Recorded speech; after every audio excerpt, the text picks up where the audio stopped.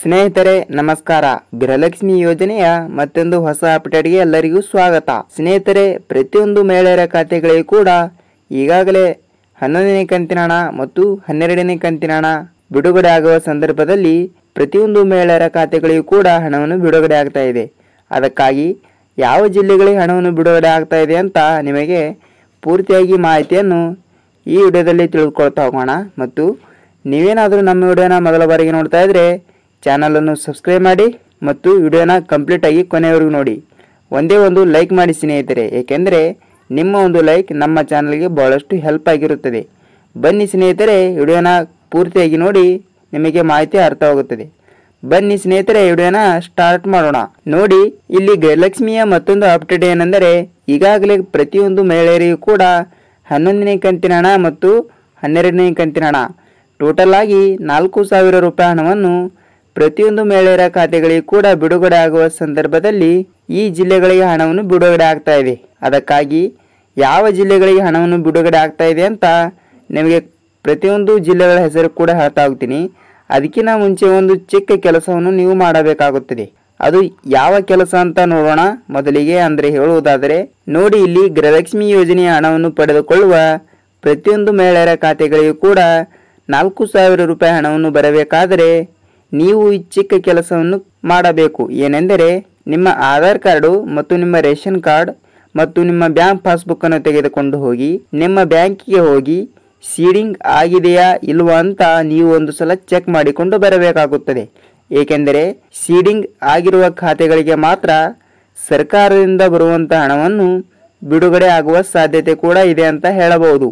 ಅದಕ್ಕಾಗಿ ನಿಮ್ಮ ಖಾತೆಗೆ ಆಧಾರ್ ಕಾರ್ಡ್ ಸೀಡಿಂಗ್ ಆಗಿದೆಯಾ ಇಲ್ವಾ ಅಂತ ನೀವು ನಿಮ್ಮ ಬ್ಯಾಂಕಿಗೆ ಹೋಗಿ ಒಂದು ಸಲ ಲಿಂಕ್ ಮಾಡಿಸಿಕೊಂಡು ಬನ್ನಿ.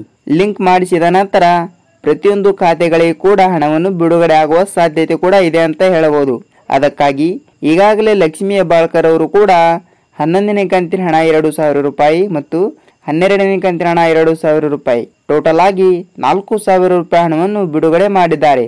ಅದಕ್ಕಾಗಿ ಈಗಾಗಲೇ ಕೆಲವು ಜಿಲ್ಲೆಗಳಿಗೆ ಹಣವನ್ನು ಕೂಡ ಬಿಡುಗಡೆ ಆಗಿದೆ ಮತ್ತು ಯಾವ ಜಿಲ್ಲೆಗಳಿಗೆ ಹಣವನ್ನು ಬಿಡುಗಡೆ ಆಗಿದೆ ಅಂತ ಹೇಳ್ತೀನಿ ಮತ್ತು ಕೂಡ ಯಾವ ಜಿಲ್ಲೆಗಳಿಗೆ ಕೂಡ ಹಣವನ್ನು ಬಿಡುಗಡೆ ಆಗಲಿದೆ ಅಂತಾನು ಹೇಳ್ತಾ ಇರ್ತೀನಿ. ಈಗ ಯಾವ ಜಿಲ್ಲೆಗಳಿಗೆ ಬಿಡುಗಡೆ ಆಗ್ತಾ ಇದೆ ಅಂತ ನೋಡೋಣ.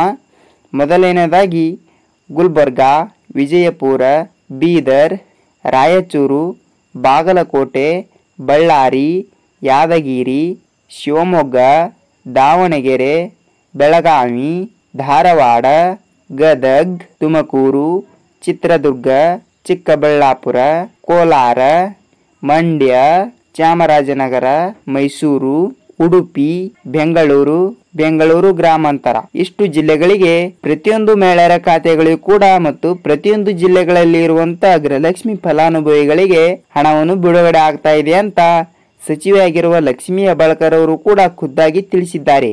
ಅದಕ್ಕಾಗಿ ನಿಮ್ಮ ಖಾತೆಗಳಿಗೆ ಕೂಡ ಇವತ್ತಿನಿಂದ ಹಣವನ್ನು ಬಿಡುಗಡೆ ಆಗಿದೆ. ನಿಮಗೆ ಮೆಸೇಜ್ ಕೂಡ ಬಂದಿರುತ್ತದೆ ಮತ್ತು ನಿಮ್ಮ ಮೊಬೈಲ್ ನಂಬರ್ ಯಾವುದು ಲಿಂಕ್ ಇರುತ್ತದೆಯೋ ಆ ಮೊಬೈಲ್ ನಂಬರಿಗೆ ಮೆಸೇಜ್ ಕೂಡ ಬಂದಿರುತ್ತದೆ. ಮತ್ತು ಇಲ್ಲವಾದರೆ ನಿಮ್ಮ ಬ್ಯಾಂಕ್ ಯಾವುದು ಇರುತ್ತದೆಯೋ ಅಲ್ಲಿ ನಿಮ್ಮ ಪಾಸ್ಬುಕ್ಕನ್ನು ತೆಗೆದುಕೊಂಡು ಹೋಗಿ ನಿಮ್ಮ ಪಾಸ್ಬುಕ್ಕನ್ನು ಚೆಕ್ ಮಾಡಿಸಿಕೊಳ್ಳಿ. ನಿಮಗೆ ಗೃಹಲಕ್ಷ್ಮಿ ಯೋಜನೆಯ 11ನೇ ಕಂತಿನ ಹಣ 2,000 ರೂಪಾಯಿ ಮತ್ತು 12ನೇ ಕಂತಿನ ಹಣ 2,000 ರೂಪಾಯಿ ಟೋಟಲ್ ಆಗಿ 4,000 ರೂಪಾಯಿ ಹಣವನ್ನು ಪ್ರತಿಯೊಂದು ಮಹಿಳೆಯರ ಖಾತೆಗಳಿಗೆ ಕೂಡ ಜಮಾವಣೆ ಆಗಿರುತ್ತದೆ. ಸ್ನೇಹಿತರೆ, ಇದಿಷ್ಟು ಈ ದಿನದ ವಿಡಿಯೋ ಆಗಿರುತ್ತದೆ ಮತ್ತು ಗೃಹಲಕ್ಷ್ಮಿ ಯೋಜನೆಯ ಮತ್ತೆ ಅಪ್ಡೇಟ್ ಜೊತೆ ಸಿಗೋಣ. ಸ್ನೇಹಿತರೆ, ವಿಡಿಯೋನ ಕಂಪ್ಲೀಟ್ ಆಗಿ ನೋಡೋದಕ್ಕೆ ಧನ್ಯವಾದಗಳು. ಮತ್ತೆ ಮುಂದಿನ ವಿಡಿಯೋದಲ್ಲಿ ಭೇಟಿ ಆಗೋಣ. ನಮಸ್ಕಾರ.